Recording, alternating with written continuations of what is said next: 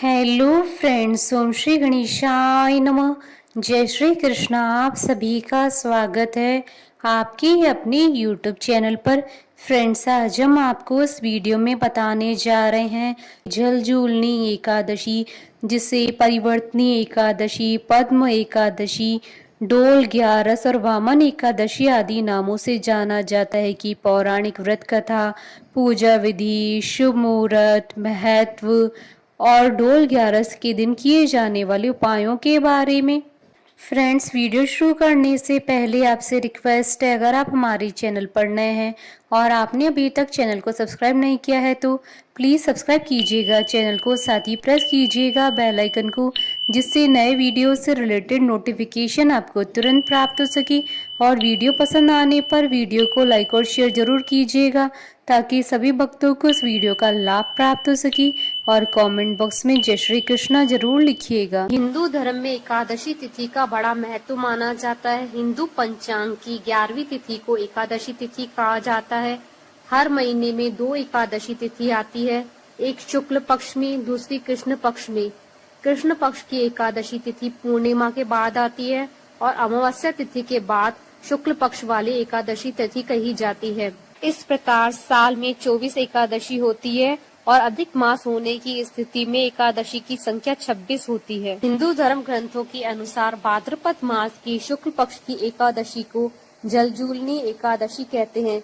इसे परिवर्तनी एकादशी, पद्म एकादशी, डोल ग्यारस और वामन एकादशी आदि नामों से जाना जाता है। इस दिन भगवान वामन की पूजा की जाती है। कुछ स्थानों पर ये दिन भगवान श्री कृष्ण की सूरज पूजा, जन्म के बाद होने वाला मांगलिक कार्यक्रम के रूप में मनाया जाता है।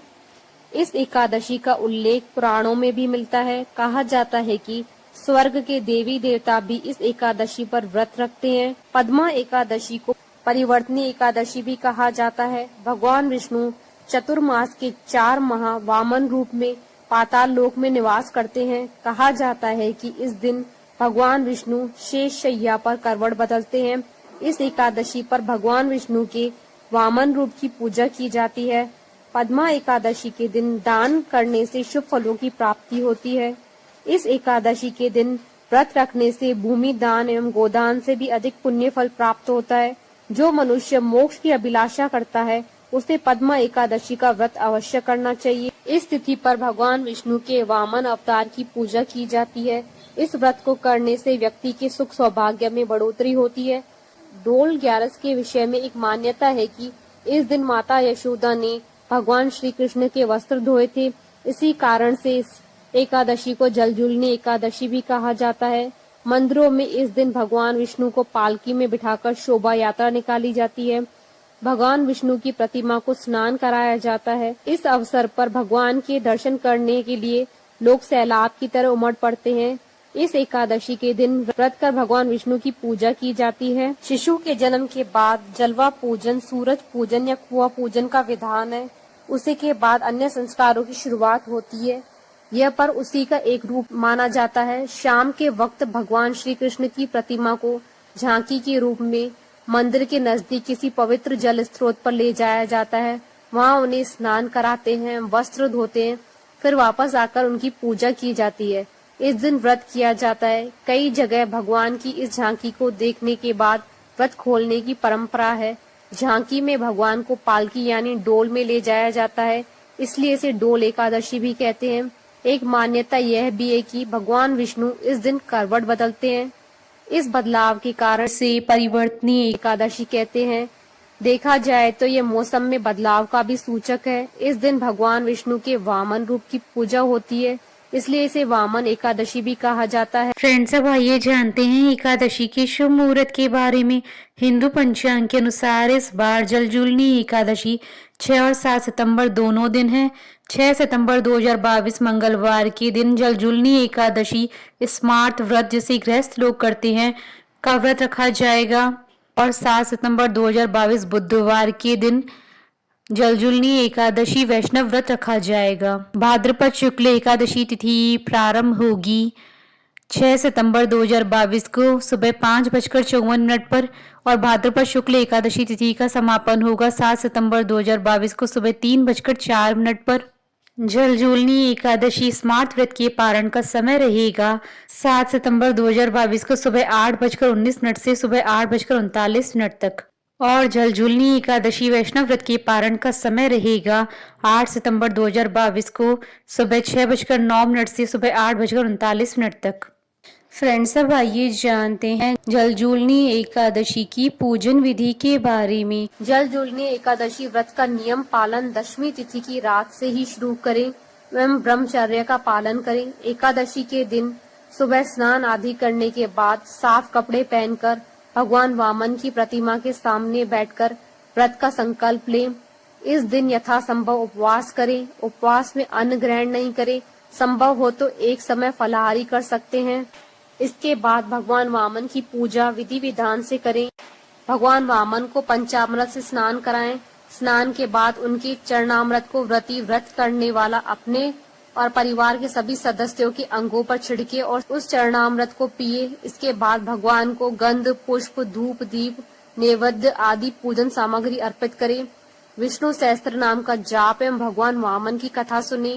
रात को भगवान वामन की मूर्ति के समीप ही सोएं और दूसरे दिन यानी द्वादशी के दिन वेद पाठी ब्राह्मणों को भोजन कराकर दान देकर आशीर्वाद प्राप्त करें। जो मनुष्य यत्न के साथ विधि पूर्वक इस व्रत को करते हुए रात्रि जागरण करते हैं, उनके समस्त पाप नष्ट होकर अंत में वे स्वर्गलोक को प्राप्त होते हैं। इस एकादशी की कथा के श्रवण मात्र से ही वाजपेयी यज्ञ का फल मिलता है। इस व्रत के बारे में भगवान श्री कृष्ण ने स्वयं युधिष्ठिर से कहा कि जो इस दिन कमल नयन भगवान का कमल से पूजन करते हैं वह अवश्य भगवान के समीप जाते हैं। जिसने भाद्रपद शुक्ल एकादशी को व्रत और पूजन किया, उसने ब्रह्मा विष्णु सहित तीनों लोकों का पूजन किया। अतः हरिवासर अर्थात एकादशी का व्रत अवश्य करना चाहिए। फ्रेंड्स, अब आइए जानते हैं जलजूलनी एकादशी के दिन किए जाने वाले उपायों के बारे में। जीवन में आर्थिक लाभ प्राप्त करने के लिए इस एकादशी के दिन भगवान विष्णु के मंदिर में एक साबुत श्रीफल और 125 ग्राम साबुत बादाम चढ़ाएं। यदि आपको बार बार कर्ज लेने की नौबत आती है और लाख कोशिशों के बाद भी कर्ज नहीं उतर पा रहा है, तो इस एकादशी के दिन पीपल के पेड़ की जड़ में शक्कर डालकर जल अर्पित करें और शाम के समय पीपल के नीचे दीपक जलाएं। इस एकादशी की रात्रि में अपने घर में या किसी विष्णु मंदिर में भगवान श्री हरि विष्णु के सामने 9 बत्तियों वाला रात भर जलने वाला दीपक लगाएं। इससे आर्थिक प्रगति तेजी से होने लगती है और सारा कर्ज उतर जाता है और व्यक्ति जीवन में सुख सौभाग्य से भर जाता है। फ्रेंड्स, अब आइए प्रारंभ करें जलजूलनी एकादशी की व्रत कथा। कथा इस प्रकार है कि सूर्यवंश में मानधाता एक चक्रवर्ती राजा हुए। उनके राज्य में सुख संपदा की कोई कमी नहीं थी। प्रजा सुख से जीवन व्यतीत कर रही थी। परंतु एक समय उनके राज्य में 3 वर्षों तक वर्षा नहीं हुई। प्रजा दुख से व्याकुल थी। तब महाराज भगवान नारायण की शरण में जाते हैं और उनसे प्रजा की दुख दूर करने की प्रार्थना करते हैं। राजा भादो की शुक्ल पक्ष की एकादशी का व्रत करते हैं। इस व्रत के प्रभाव स्वरूप राज्य में वर्षा होने लगती है और सभी के कष्ट दूर हो जाते हैं। राज्य में पुनः खुशियों का वातावरण छा जाता है। इस उत्तम व्रत का अनुष्ठान अवश्य करना चाहिए। पद्मा एकादशी के दिन सामर्थ्य के अनुसार दान करने से शुभ फलों की प्राप्ति होती है। जलजूलनी एकादशी के दिन जो व्यक्ति व्रत करता है उसे भूमि दान करने और गोदान करने के पश्चात मिलने वाले पुण्य फलों से अधिक शुभ फलों की प्राप्ति होती है। वामन अवतार कथा। सतयुग में प्रहलाद के पौत्र दैत्यराज बलि ने स्वर्ग लोक पर अधिकार कर लिया। सभी देवता इस विपत्ति से बचने के लिए भगवान विष्णु के पास गए।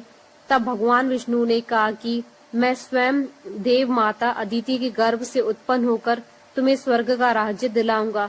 कुछ समय पश्चात भगवान विष्णु ने वामन अवतार लिया। एक बार जब बलि महान यज्ञ कर रहा था, तब भगवान वामन बलि की यज्ञशाला में गए और राजा बलि से 3 पग धरती दान में मांगी। राजा बलि के गुरु शुक्राचार्य भगवान की लीला समझ गए और उन्होंने बलि को दान देने से मना कर दिया। लेकिन बलि ने फिर भी भगवान वामन को 3 पग धरती दान देने का संकल्प ले लिया। भगवान वामन ने विशाल रूप धारण कर एक पग से धरती, दूसरे पग से स्वर्ग लोक को नाप लिया। जब तीसरा पग रखने के लिए कोई स्थान नहीं बचा तो बलि ने भगवान वामन को अपने सिर पर पग रखने को कहा। बलि के सिर पर पग रखने से वह सुतल लोक पहुंच गया। बलि की दानवीरता देखकर भगवान ने उसे सुतल लोक का स्वामी बना दिया। इस तरह भगवान वामन ने देवताओं की सहायता कर उन्हें स्वर्ग पुनः लौटाया। बोलिए भगवान विष्णु की जय, सनातन धर्म की जय। हमारे साथ इस वीडियो में अंत तक बने रहने के लिए आपका धन्यवाद। ओम श्री गणेशाय नमः। जय श्री कृष्णा।